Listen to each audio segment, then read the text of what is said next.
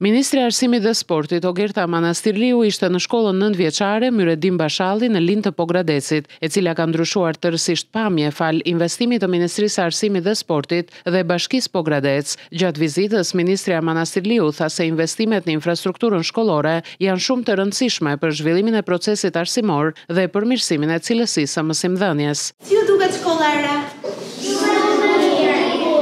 Tani sa më shumë punë. Vinë të kënaqur, janë të gëzuar me kushte të reja.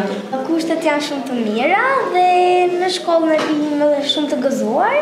Shkolla e rinovuar është kthyer tashmë edhe në një pikë referimi jo vetëm për nxënësit dhe stafin arsimor, por edhe për të gjithë komunitetin e zonës. Ministrja Manastirliu u ndal edhe te programi Shkolla Qendër Komunitare. Jemi shumë të kënaqur që tashmë fëmijët kanë kushtet e duhura dhe gjithashtu për mësuesit kushtet e punës janë shumë të mira në mënyrë që dhe cilësia në mësimdhënie të rritet dhe ne të ofrojmë pikërisht për kujdesin maksimal për çdo nxënës në shkollë. Shkolla Qendër Komunitare është një tjetër program i yni.